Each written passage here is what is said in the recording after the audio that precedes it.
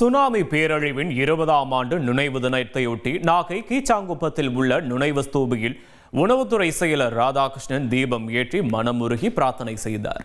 கடந்த 2004ஆம் ஆண்டு சுனாமி தாக்கிய போது அப்போதைய மாவட்ட ஆட்சியராக இருந்த அவர் பெற்றோரை இழந்து தவித்த குழந்தைகளை மீட்டு காப்பகத்தில் சேர்த்து அவர் கண்காணிப்பில் வளர்த்து வந்தார்.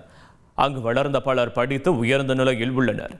அன்னை சத்யா காப்பகத்திற்கு சென்று அங்கு வளர்ந்த குழந்தைகளை சந்தித்து நினைவுகளை பகிர்ந்து கொண்ட அவர் பேரிடரால் பாதிக்கப்பட்டாலும் அதிலிருந்து மீண்டெழுந்து சமூகத்தில் உயர்ந்து நிற்கும் இந்த பிள்ளைகள் மற்றவர்களுக்கு உந்துதலாக இருக்கிறார்கள் என்று கூறினார்.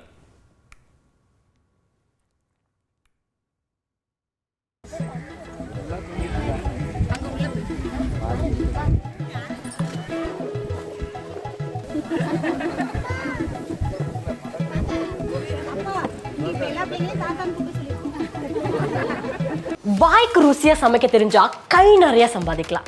இங்க ஒருத்தர் அசைவ உணவகம் நடத்தி மாசம் 5 லட்சம் ரூபாய் சம்பாதிக்கிறார். எப்படின்னு தெரிஞ்சுக்கணும்னா ஃப்ரீடம் ஆப்பை இப்பவே டவுன்லோட் பண்ணுங்க.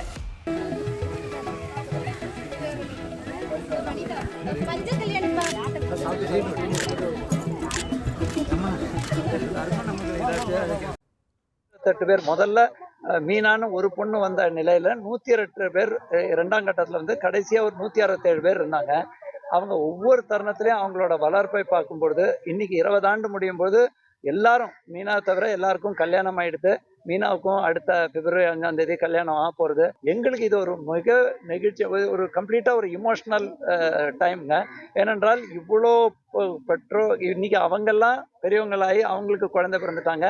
அவங்க எப்படி உரிமையோட அப்பா அம்மான்னு சொல்றதோட இன்னைக்கு தாத்தா பாட்டி அப்படிங்கிற நிலைக்கு ஆனால் கூட சிலர் அதை வேற மாதிரி புரிந்தால் கூட அவங்களோட அன்பு பாசமும் அதே மாதிரி அவங்களோட ரெசிலியன்ஸ் இவ்வளோ இழப்பு தாண்டி இன்னைக்கு 20 ஆண்டு முடியும் பொழுது அவங்க வாழ்க்கையில அவங்க லெவலுக்கு முன்னேறி இருக்காங்க.